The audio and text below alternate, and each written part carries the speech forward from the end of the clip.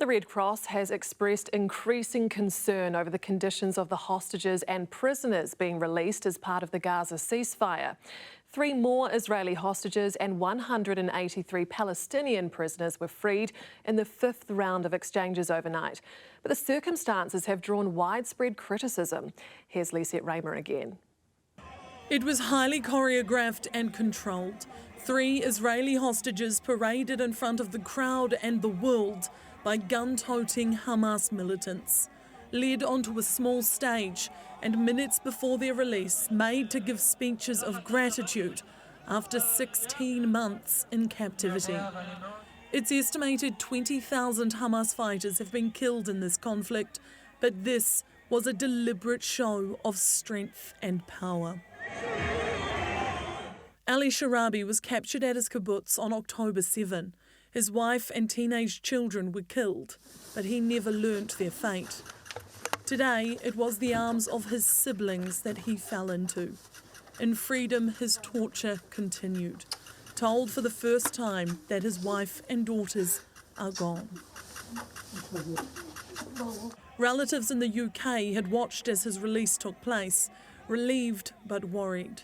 This is him before capture, and this is him now. He's gaunt and drawn, dark rings around his eyes. He's very pale.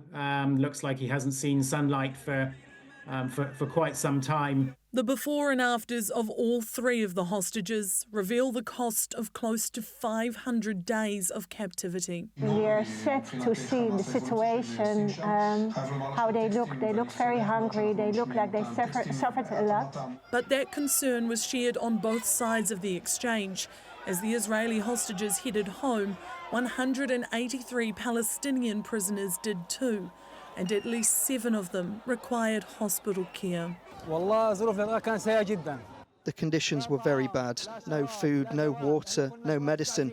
We were in a torture centre for 24 hours. I spent 40 days handcuffed and blindfolded. Some of those detained had been held for decades without ever being charged or trialled.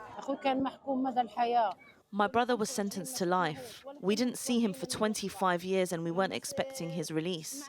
But Abu Shakdam had been serving the equivalent of 18 life sentences over his involvement in Hamas attacks that killed dozens of Israelis in 2004.